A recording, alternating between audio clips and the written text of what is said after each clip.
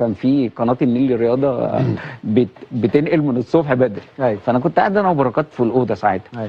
فكان في كابتن جمال عبد الحميد وحد تاني. كابتن جمال عبد الحميد اسطوره من الاساطير طبعا.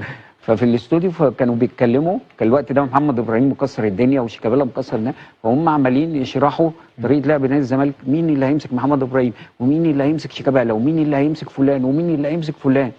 واحنا اصلا كنا 8 لعيبه من النادي الاهلي بتروح المنتخب بتلعب لعيبه اساسيه في منتخب مصر، ابو التريكه، وائل الجمعه، احمد فتحي، كل الحمل، كل شوقي، حسام غالي. فالموضوع فكان جالي احساس ان احنا فرقه يعني مش موجودين يعني محدش بيقول اسامينا خالص. احنا هنمسك الفرقه بفرقه الزمالك، انما مفيش حد هيمسك من عندنا حد خالص. المباراه دي كانت في الكاس.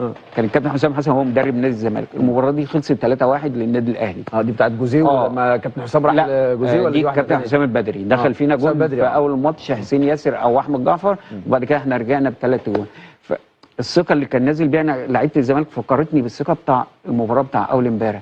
لعيبه نادي الزمالك نازله، انا حاسس ان هم بيسخنوا، ان هم مبسوطين يعني نازلين مباراه عاديه. لا، مباراه النادي الاهلي مش عاديه، حتى لو النادي الاهلي في اقل حالاته.